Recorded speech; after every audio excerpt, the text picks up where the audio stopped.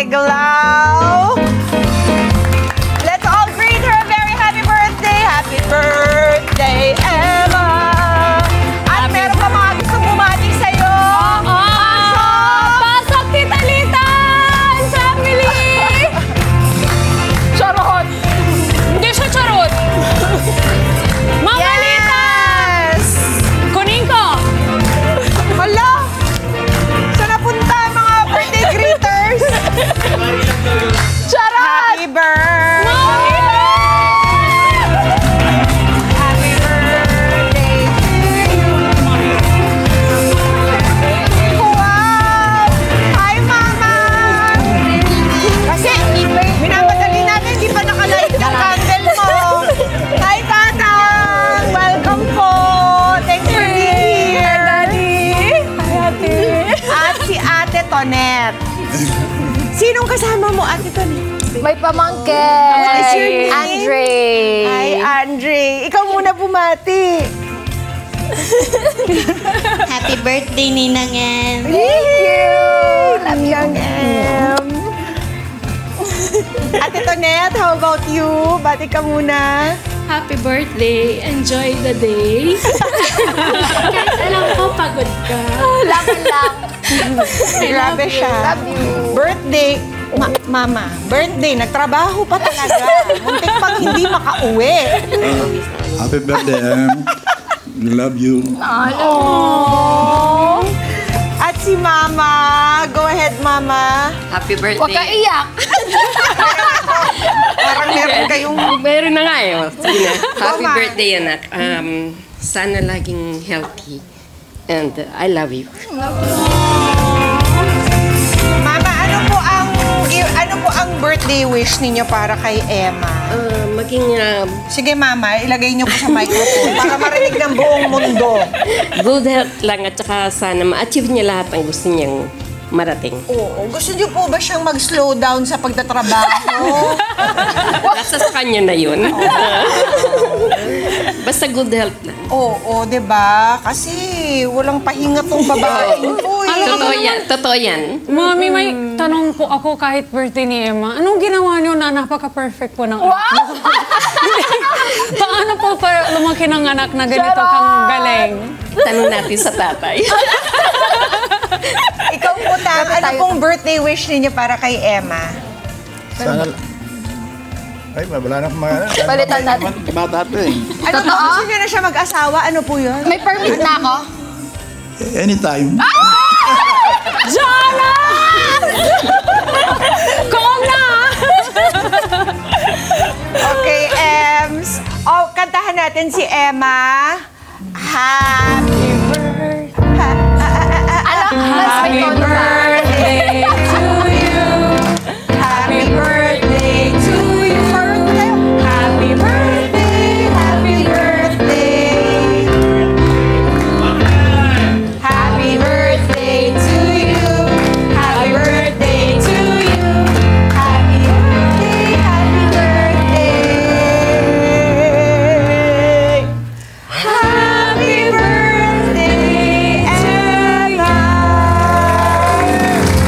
Kami naman, Emma, ang birthday wish ko para sa'yo is that you, because you take care of so many people, please take care of yourself as well, diba? Don't forget to also stop and enjoy the fruits of your labor, diba?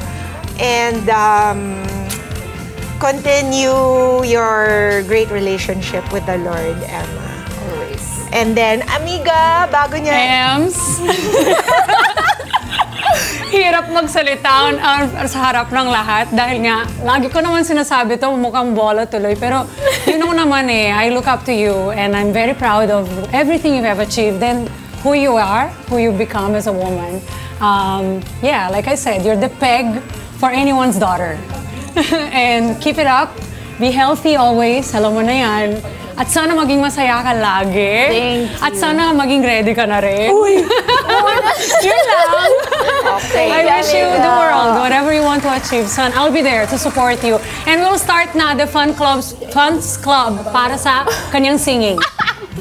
Yes. I-blow muna natin dahil mauubos na yung candle. Your wish, Emma. And...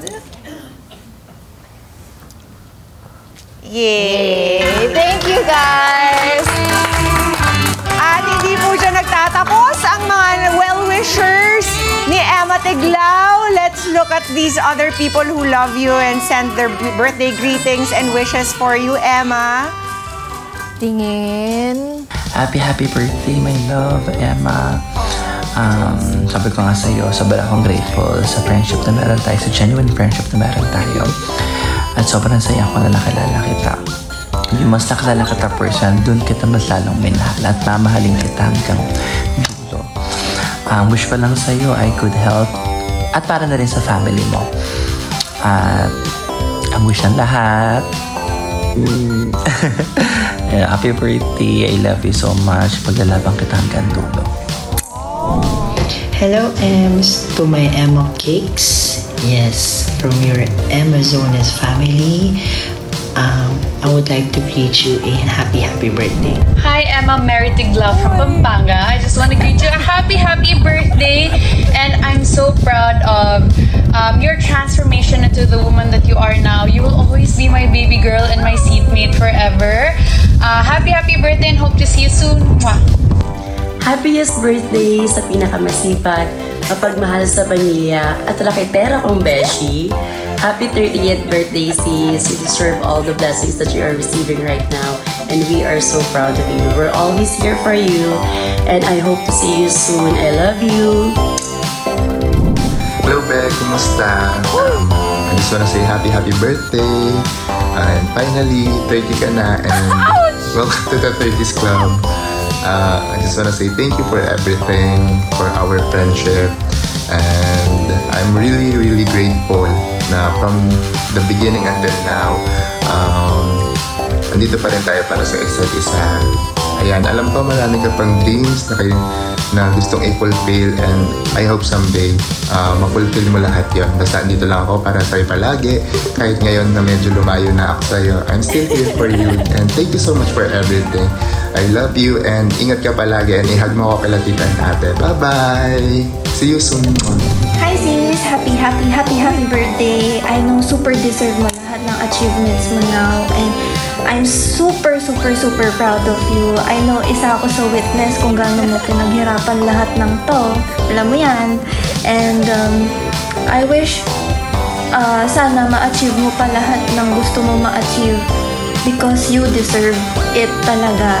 Isa ako sa patunay na kung gaano ka kabuting tao, and I know people will attest to that, right? Anyways, enjoy your day. I love you, Zab, and I love you. See you soon. Love you. Hi dude, happy birthday. Alam ko maraming nangyayaring magagandang bagay sa buhay mo ngayon, and I am so proud of you. Isa kang mabuting anak at kapatid dahil hindi ka tumitigil magtrabaho para sa iyong pamilya. Kahit pagod ka na, laban ka pa rin. Sa tagal nating magkaibigan, mas maraming taon pa yung magkalayo tayo. Pero here we are, standing strong, choosing to stay together, making time to each other if time permits. And I'm grateful for that. I'm grateful for your life. You are loyal, kaya ka blessed. I think everyone na may kilala sa'yo will agree. Napakabuti mong tao. Kahit saan ka inabot ng tagumpay, never kang nakalimot, never kang tumalikod. Kaya mahal ka namin. Again, happy 30th birthday, dude. YOLO na! Hi, Emma! Happy birthday! Maraming salamat sa palaging paggabay at pagmamahal na binibigay mo sa akin. Basta para sa akin, ikaw ang paborito kong beauty queen. Love you, Ems. Happy birthday! Mwah! Happy birthday, Ate Emma! Love you!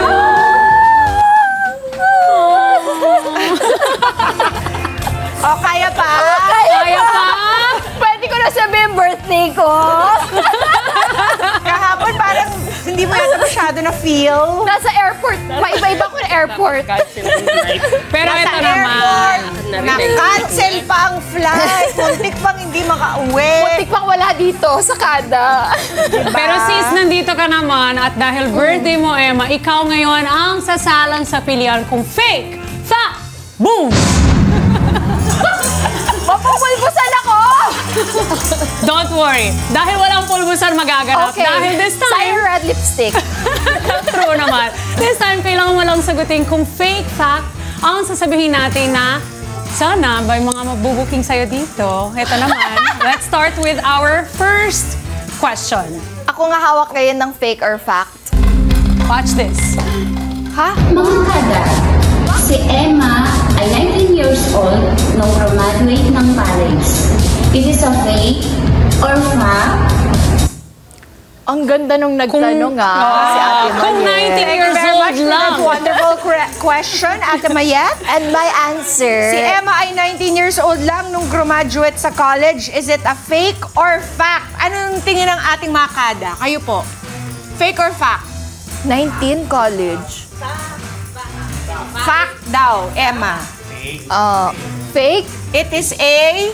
Fact. Wow! Mama, ang talino naman itong anak mo. 19 lang na. Hindi ano lang ako, nagbubura ng blackboard, ganyan, susulat ng noisy.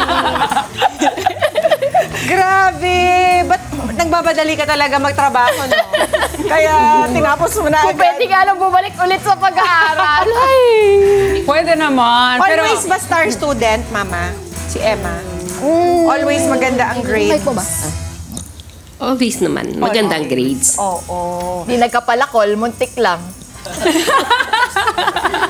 Kasi nung grade 1 ako, saling pusa, hindi ko alam kung ginagamit pa yung term na yun ngayon. Saling pusa lang ako nung grade 1. Tapos nung mag-grade 2 na ako, ayaw akong tanggapin dahil nga masyadong bata. Tapos pinag-exam ako, pumasa, buti na lang. Tapos nagdire-diretso na. So grade 2 ka na pumasok? Grade 2, pasok na. At yung grade 1, saling Mama? pusa lang ako. 5? Parang nung grade 1 ako. 6. Okay, very Beauty good. with brains talaga. Kaya ito na nga ang ating second question for Fake Fact Book. Let's Mga watch it. kada, si Emma ay grade 5 na unang beses sumali sa pageant. Is it fake or fact? Maraming salamat, Tina, for that. Si Emma daw po ay grade 5 nung unang beses sumali sa pageant. Ano sa tingin nyo, kada squad? Is it fake or fact? Fact daw, Emma. Fake. Fake! Bakit? Boyish ako noon. Mahilig ako mag-dance. Mahilig ako sa loose shirt, ganyan. Tapos yung mga shirt ko, mga anime na basta pang lalaki. Mahilig talaga ako. Mga kalaro ko, boys. Ang nilalaro namin, yung text, yung pool. Nag-start Bakit, ako. ate? Hindi niyo siya pinapansin? Yan sa daan yan lagi. Ano ako, taong kalye. Yung tipong yung mga magulang mo, uwi na! Ako yun. Yung naririnig ng iba-ibang kapitbahay, ako yun. But look at you now. Napakakikay. Hindi po ba kayo nag-alala, Mami, na lagi na sakali itong anak nyo at nakikipaglaro sa mga lalaki? Hindi naman. Hindi naman. Alam ko namang girl siya. Marami ba siyang mga gasgas?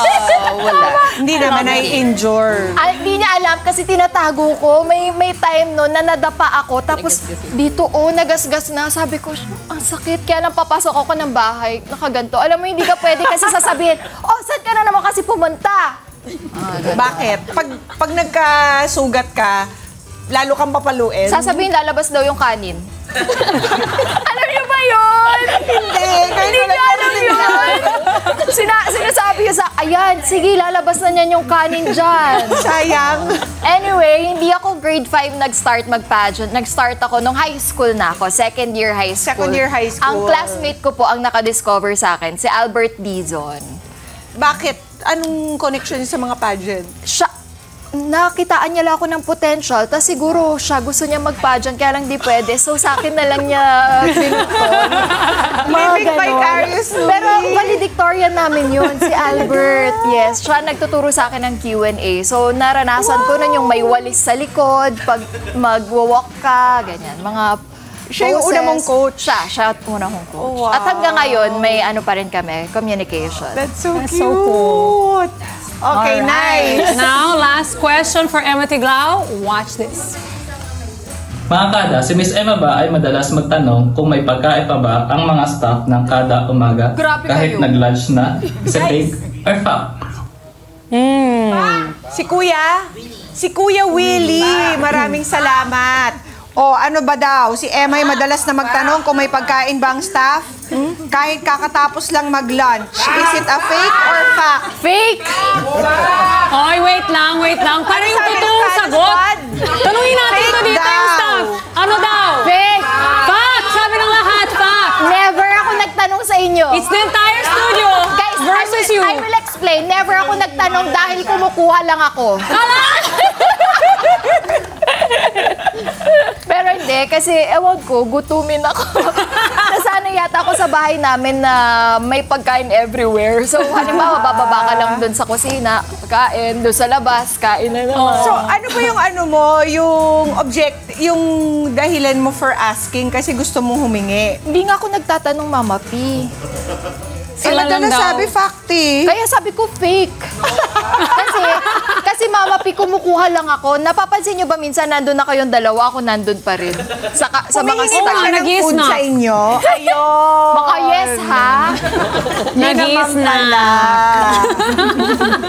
Mahilig nga, kahit ganyan po ang itsura ni Emma, sa maniwala kayo't sa hindi, mahilig siya kumain. True. Very blessed. Natutuwa akong pinapakain yan. Kasi oo lang ng oo yan. Girls, message naman from Music KU, Kevin, for Emma Tiglao, for her birthday. No, for your birthday. Go, Kev. Emma, ang wish ko sa'yo, itigil mo na yung kalokohan natin kumanta. Seryoso message. Seryoso. Na I am one of the people who are blessed to be called one of your friends. And kahit ang laki ng diferensya ng edad natin, you inspire me to be a better person and a better teacher at that. Siguro ang may message ko na lang sa'yo ay you just call out my name and you know wherever I am I'll come running to see you again. Let's go, Kada. Winter, spring, summer, or fall, all you gotta do is call and I'll be there. You've got a friend. Love you, guys. Happy birthday, Emma. Diba? Kahit matindi mag-asaran yan dalawa. Nakakayak din yung message. Ems, ikaw naman daw ang magpaiyak sa amin. Go. Baka may isang pasalamatan. Yes. Thank you very much, Kada Umaga family, my friends. Thank you, Lord, for all the blessings, for all the lessons, the experiences. Doon sa mga magagandang bagay, maraming salamat. Sa mga hindi magagandang bagay, minsan mapapa-question ako na bakit nangyari sa akin, bakit sa akin pa. Pero tandaan nyo, Kada Squad, if you think na, buti dito ako pumiyok, hindi sa pagkanta kanina. If you think na it's a mess in your life, isipin nyo, it's a message of God for you. So kung sa tingin nyo ngayon or sa ngayon merong hindi magandang nangyayari sa inyo, don't worry kasi meron lesson na tinuturo yan sa atin. Listen carefully, pakiramdaman nyo at huwag kayo agad-agad magalit sa sarili. Ngayon na 30 na ako, isa sa natutunan ko na huwag basta-basta mag-waste ng energy sa mga maliliit na bagay. So, huwag agad tayong nagagalit or naiinis, Emma, ha? And just be grateful sa lahat ng meron tayo. Kung wala man tayo, maybe it's not meant for us kasi maraming bagay na meron tayo na wala naman din yung iba. So, tignan yung mabuti. Tignan yung katabi nyo, di ba? Blessing yan sa inyo. So, yun lang. Just be grateful every day. Yun. Grateful heart always. Yay. Thank you. And thank you also to Famous for the flowers. Maraming salamat po. Sa mga nag-greet sa akin na hindi ko pa nare-replyan, Maraming salamat po. Pasensya na. Pero, nakapag-reply ako dahil nga delayed ang flight. Ay, canceled pala. Ang flight kahapon, nagkaroon tayong time to reply sa mga messages niya. Maraming salamat. Thank you very much, Mami Liz, Daddy Tones, Ate, at Little Boy. Maraming salamat for coming over. Mga Kanet 25, this is Pia Guanyamago. For more Kada Umaga updates, please click the subscribe button and follow us on Net25 social media pages at Net25 TV and at Net25 Entertainment Facebook page. See you guys. Bye!